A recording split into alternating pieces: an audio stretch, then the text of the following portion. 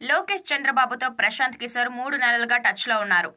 TDP గెలుపు కోసం పీకే సలహాలిస్తున్నారు. అయితే ఇప్పుడే ఆయన తెరపై కనిపించడంతో చర్చనీయాంశమైంది.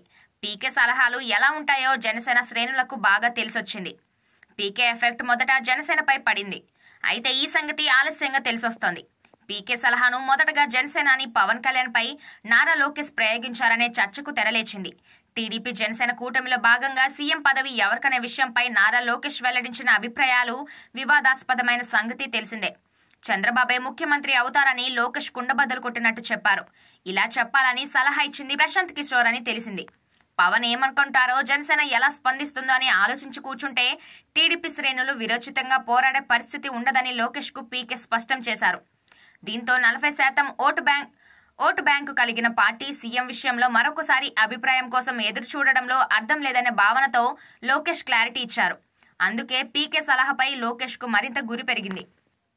పీకేతో పని చేయించుకోవడంపై దాపరికం ఎందుకనే ఉద్దేశంతో ఆయన్ను వెంటబెట్టుకుని విజయవాడకు లోకేష్ వెళ్లారు. చంద్రబాబు మాత్రం ఈ రాష్ట్రాన్ని సక్రమైన మార్గంలో పెట్టగల సమర్థుడని చెప్పడం ద్వారా మిత్రుడైన పవన్ కు అంత సీన్ లేదని లోకేష్ క్లారిటీ ఇచ్చారు. ఇవన్నీ పీకే ఆలోచనలే. ఒక్క దెబ్బకు 2 పిట్టలు అన్నట్టుగా ఇటు ప్రధాన ప్రత్యర్థి వైసీపీ, అటు మిత్రపక్షం జనసేనను కూడా దెబ్బ కొట్టినట్లయింది. రాజకీయాల్లో ప్రత్యర్థులతో పాటు మిత్రపక్షాలని కూడా తక్కువ చూడకూడదని పీకే సలహా ఇచ్చారని తెలిసింది. ఏమాత్రం అజాగ్రత్తగా ఉన్నా మిత్రపక్షంతో కూడా సమస్య అని, అందుకే సీట్ల విషయంలోనూ ఆచితూచి అడుగులు వేయాలని పీకే సూచించినట్టు సమాచారం.